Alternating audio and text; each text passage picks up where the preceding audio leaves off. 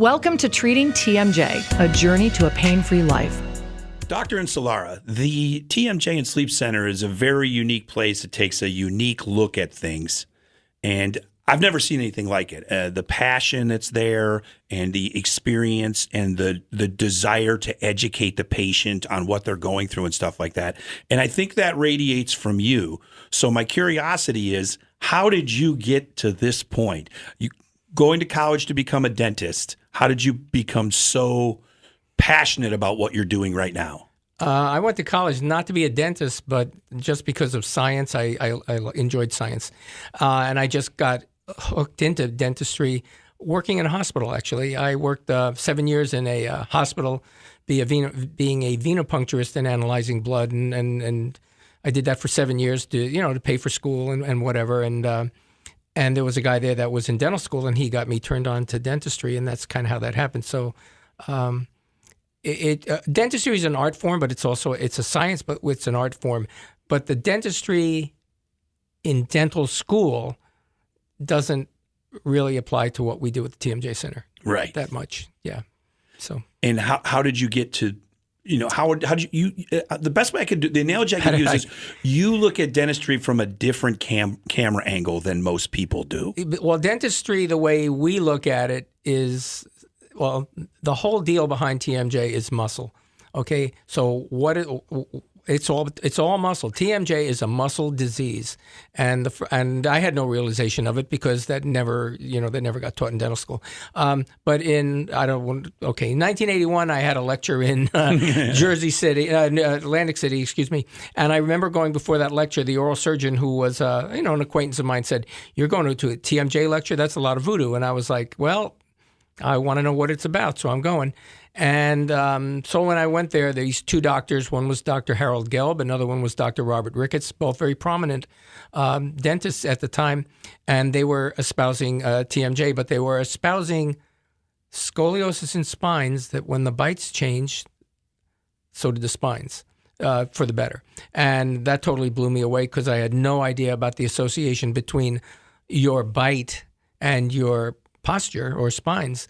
So that intrigued me, but I also was totally lost because we never learned any of this stuff. So there began the journey of learning, trying to figure this out, trying to see what these guys know, and can I even approach that kind of stuff. So it became humble. It was humble enough, but I also had a desire to want to know.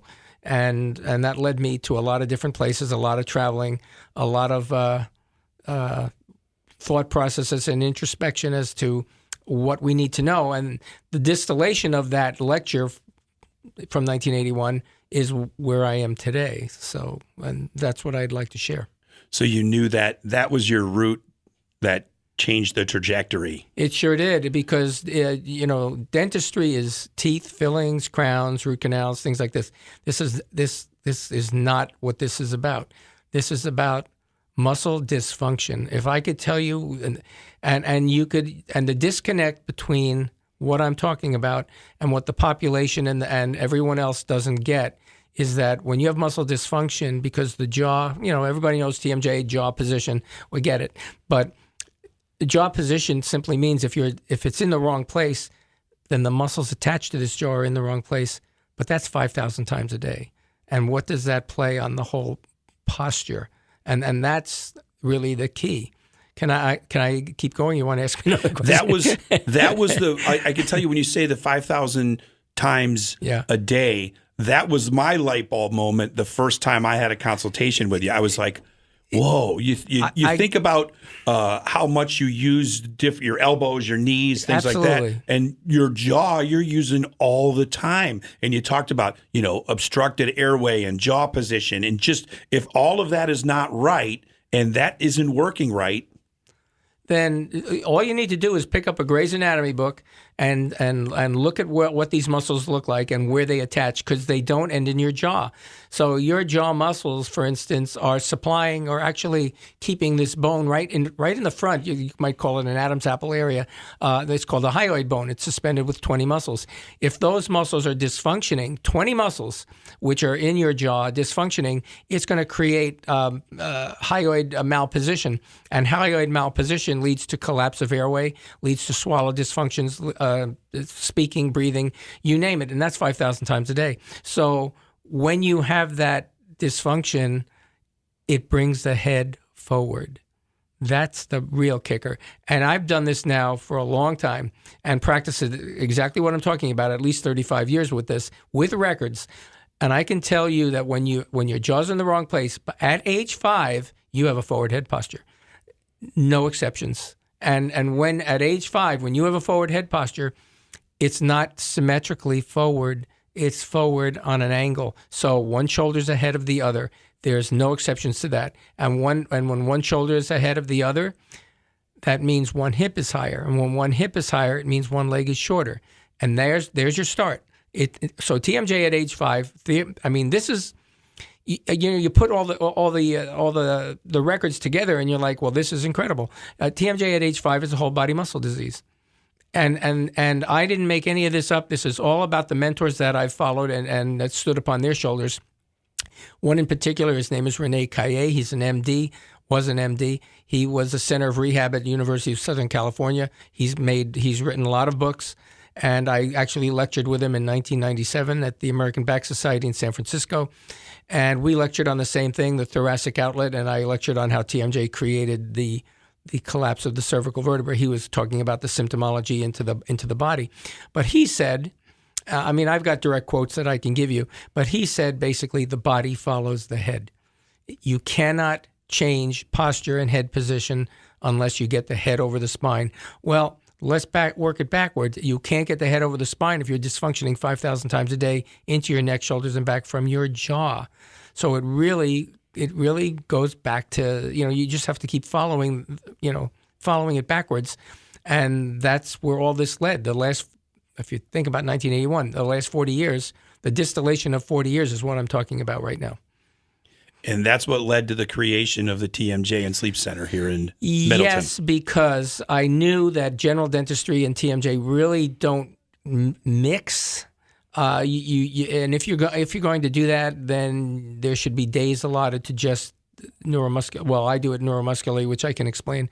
But so TMJ and general they just don't mix. You need to be totally focused on what you're doing. So I knew then at some point I was going to have to devote my time. At some point, this took time. All this is taking time. I'm talking about the last, like I said, 40 years. So, and I was out east, and I definitely wanted to change locale. And there was a friend of mine that we were taking courses together, and we decided to choose Madison as the position or the place to open an office. Totally cold. Nobody knew us. Wow. Yeah. What year was that?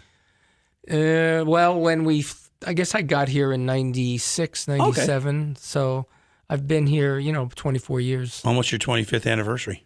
Yeah, I know. I wanted to play that up a little bit because it is. It'll be 25 years in Madison. That should definitely be celebrated. That's an accomplishment. Yeah.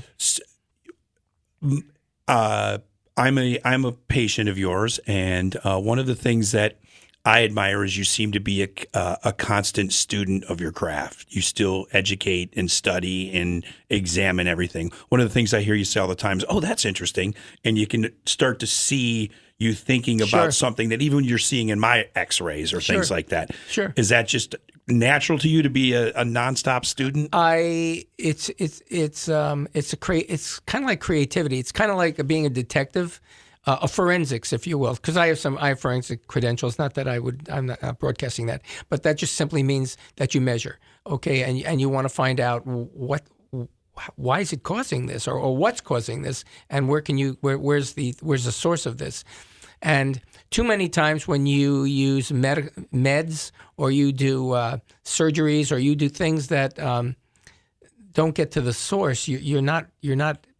I don't think you're really helping the person. You are in a way if they're in pain. I get it, but the point is you're not curing. And what we want to get to is to the cure process. And I've had many people tell me that they appreciate what I do because I'm treating them kind of whole body. Okay, because if I can get the head over the spine, the posture will follow. So I do work with PTs, physical therapists. We can work with chiros. They're specialized to a certain in treatment later on, but the PTs and there's different ways to work with posture. But the key to working this is getting the right range of motion for muscles. That's what they need, and they need consistency in that. And if we can do both, that's how it works, the consistency part. And I tell this, I'm totally upfront with this, and I tell the patients, this is a journey. It's not always comfortable because it's a transition journey, but it's a journey that you'll be, the muscles are changing. And because they've been in the wrong place, if you think about it, since age 5. So when I see, like, even yourself, I mean, think about your muscles have been in the wrong place since age 5. So we have to measure you to the proper. We should get into the measure. I guess that would be the next. We'll cover all that for sure. So the ability that we have to measure muscle is why I can effectively say that if you follow the protocol, your symptoms should be gone. So. And it becomes visual. You literally can see it in the x-rays and the analysis that you do. Right, and you can see it in the computer scans. What we use is a neuromuscular computer. Again, I didn't design this. I didn't invent this. It's actually 53 years old, and it's ADA, FDA certified to measure muscle. If I didn't have that computer, I wouldn't have this office. So, well, and that's where the whole people saying it's voodoo kind of goes out the window for me. The first time I met with you, I was like, well, wait a minute. I can see a before and an after here, and it's clear and visible. There's no voodoo here. Right. And what we're measuring is EMGs. It's electromyography. Electromyography is muscle tonicity. So we're effectively measuring muscle tonicity instantaneously. And if you think about it, measuring muscle, and whether I just tell the patients, well, your muscle's either happy or not happy, okay? When it's not happy, you're going to pay for it. Okay, so anyway, but we can see those things on these scans, so it makes it much easier to find out where is the position that the jaw wants to be based on the muscle happiness or unhappiness, whatever you want to call it. We want to make muscle happy, so we want to create a position or in three-dimensional intraoral in the mouth space that will effectively do that.